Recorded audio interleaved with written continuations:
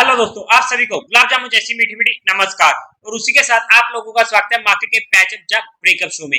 अगर हम आज के दिन मार्केट की बात करते हैं तो आज आपको काफी ज्यादा दिक्कत देखने को मिली होगी। डिटेल में डिस्कस करेंगे हम आज के दिन ऐसा क्यों हुआ और आगे का क्या सिनेरियो है। और उसी के साथ साथ सबसे पहले तो यथार्थ आईपीओ की अलॉटमेंट लिंक आ चुका है, लाइव हो चुकी है, आप लोग चेकआउट कर सकते हो।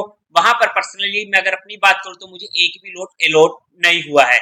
उसी के साथ साथ कल के दिन होने वाली ओरियाना पावर लिमिटेड आईपीओ की लास्ट डेट। अगर मैं अपनी बात करूं तो मैं इस आईपीओ को बीइंग एग्रेसिव होकर अपने हर फैमिली मेंबर के अकाउंट से अप्लाई करने वाला हूं।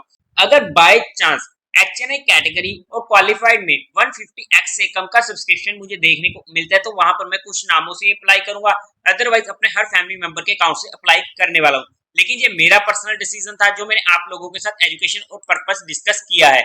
उसी के साथ साथ कल के दिन होने वाली जैसन केमेक्स केयर एसएमई आईपीओ की लिस्टिंग, जहां पर अगर मैं अपनी पर्सनल लिस्टिंग स्ट्रेटेजी की बात करूं, पहले मैंने इस आईपीओ को अप्लाई नहीं किया था बिकॉज वहां पर मेरा रिस्क रिवार्ड रेशियो फेवर में नहीं था। लेकिन अगर ये आईपीओ मेरे पास होता तो जैसे ही आईपीओ लिस्ट होता मैं वहां पर सारे काम धंधे छोड़ के पहले इसको एग्जिट करने की कोशिश करता, बिकॉज एसएमई आईपीओ में लगने शुरू हो जाते हैं सर्किट। और वहां पर अगर अपर सर्किट लगता है फिर तो दिक्कत नहीं होती है, लेकिन अगर बाय चांस लोअर सर्किट लग गया तो वहां पर हमें एग्जिट करने का मौका नहीं मिलेगा जब तक वो सर्किट खुलेगा नहीं। लेकिन ये मेरी पर्सनल लिस्टिंग स्ट्रेटेजी होने वाली थी। आप लोग अपने रिस्क रिवार्ड रेशियो को मेंटेन करते हुए एक बार अपने फाइनेंशियल एडवाइजर से कंसल्ट करके ही कोई डिसीजन बनाइएगा। उसी के साथ साथ अगर हम आज के दिन एफआईआई और डीआई डाटा की बात करते हैं तो एफआई ने आज 1900 करोड़ की सेलिंग करी है, वहीं पर डीआई ने 2 करोड़ की मामूली सी सेलिंग करी है। नेट में सेलिंग का फिगर एक मेजर फिगर है जो हमारे लिए और मार्केट के लिए नेगेटिव होने वाला है। उसका अगर हम कुछ इंपोर्टेंट स्टॉक्स की बात करते हैं तो सबसे पहले आप लोग हमारा टेलीग्राम चैनल ज्वाइन कर सकते हो। टेलीग्राम चैनल का लिंक आपको डिस्क्रिप्शन में मिल जाएगा, या फिर आप direct market love affair search करके वहां से भी ज्वाइन कर सकते हो। उसी के साथ साथ आप लोगों को म्यूचुअल फंड में या इंश्योरेंस सेगमेंट में कोई भी हेल्प चाहिए हो या आपने कुछ भी ओपन करवाना हो तो आपको डिस्क्रिप्शन में मेरा नंबर मिल जाएगा, आप मुझसे कंटेक्ट कर सकते हैं, आपकी क्वेरी को जल्दी से जल्दी सोल्व कर दिया जाएगा।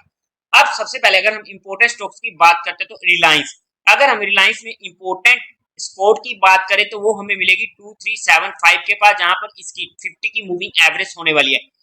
इंडिकेशन मार्केट को यही देगा, इसलिए कल के दिन भी हमारी यही बात हुई थी कि निफ्टी में अगर हमें इंडिकेशन चाहिए मार्केट में रिलायंस आपको इंडिकेशन दे देगा।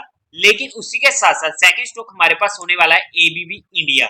अब अगर हम इस स्टॉक की बात करते हैं तो ये अपनी इंपोर्टेंट स्पोर्ट के पास आ चुका है। मेजर स्पोर्ट हमें मिलेगी 4289 की, जहां पर ये हमारे नोटिस में रह सकता है। हमारा स्टॉप लॉस 2% से ज्यादा का नहीं होना चाहिए, जहां पर हमारे लिए ट्रेडिंग पर्सपेक्टिव स्टॉक नोटिस में आ जाता है। अब अगर हम निफ्टी की बात कर लेते हैं कि निफ्टी में इतना क्या सिनेरियो हो गया कि आज मार्केट में ताश के पत्तों की तरह बिखर गई थी। और इंटरेस्टिंग बात आज ऐसी हुई क्योंकि आना 1 महीने बाद हमारा काम हो रहा था, तो वहां पर 1 महीने का पेंडिंग वर्क होने की वजह से मैं काफी ज्यादा बिजी था, तो मैंने मार्केट को खोला भी नहीं। मुझे कुछ कॉल्स आए जरूर थे लेकिन मैं उन्हें भी पिक नहीं कर पा रहा था बिकॉज जो मेरा प्राइमरी वर्क था वहां पर मैं काफी ज्यादा बिजी था। लेकिन जब मैंने 2-2:30 बजे के पास एक बार मार्केट को खोल के देखा तो उस टाइम के जो मेरे एक्सप्रेशन हो गए वो आप लोग समझ सकते थे ये एकदम से क्या हो चुका था। लेकिन जो हुआ सो हुआ। पर्सनली मैं आज के दिन कोई काम कर ही नहीं पाया था क्योंकि मैं काफी ज्यादा बिजी था। अब अगर हम मार्केट की बात कर लेते हैं तो यहाँ पर ना पूरा का पूरा दिन मार्केट डायरेक्शन मूव देती गई। अब ऐसे में क्या होता है कि हमें बहती गंगा में हाथ धो लेने चाहिए।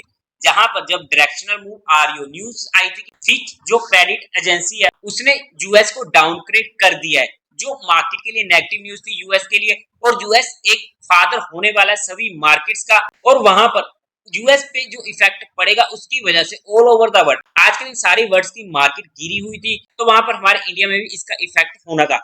तो वहां पर हमें लेवल्स के छोड़कर वहां पर हमें डायरेक्शनल मूव पकड़नी होती है कि न्यूज आई है तो हम वहां पर इजीली शॉर्ट कर सकते थे।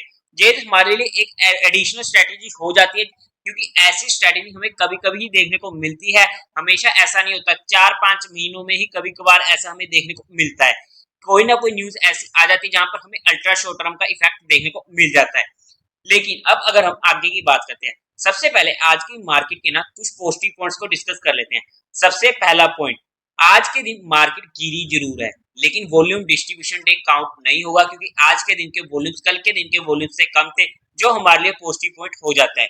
सेकंड पॉजिटिव पॉइंट, मार्केट काफी ज्यादा एक्सटेंडेड हुआ पड़ा था और मार्केट को कोई बहाना चाहिए था, जो बहाना मिल चुका है और वो एक बार अपने इंपोर्टेंट लेवल्स को रिट्रेस करने आ चुकी है।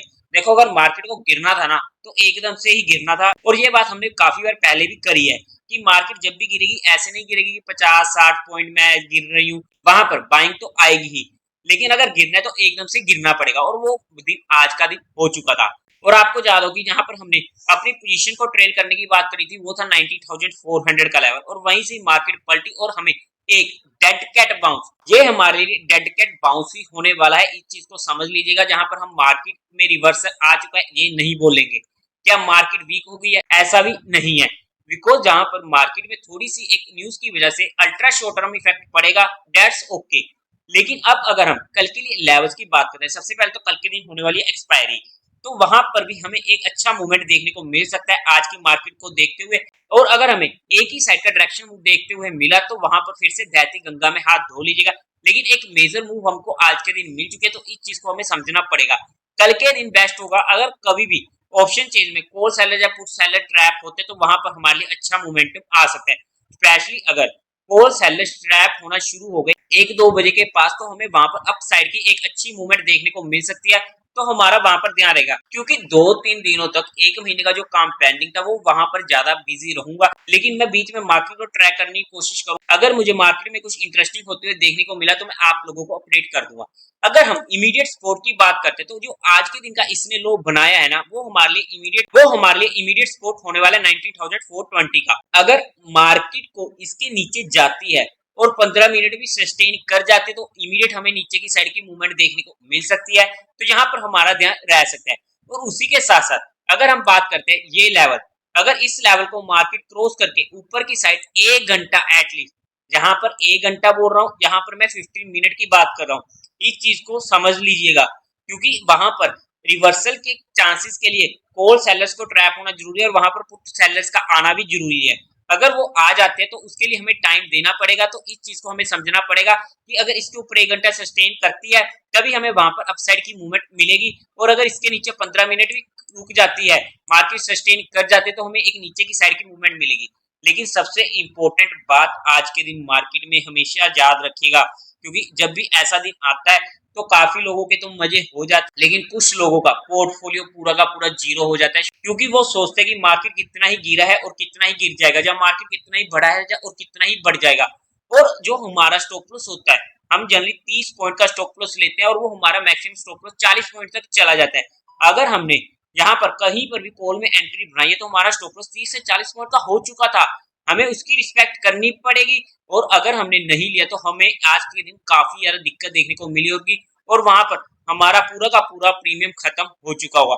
ऐसा आज के दिन काफी लोगों के साथ हुआ है, इसलिए मैं ये पॉइंट को डिस्कस कर रहा हूँ। स्टॉप लॉस आपको हमेशा बचाएगा, लेकिन आपको हमेशा लगेगा कि यार मुझे मेरा स्टॉप लॉस हंटिंग करके ऊपर को आ चुकी है, अगर मैं ये स्टॉप लॉस ना लेता तो मैं प्रॉफिट में आ जाता थोड़ी देर में।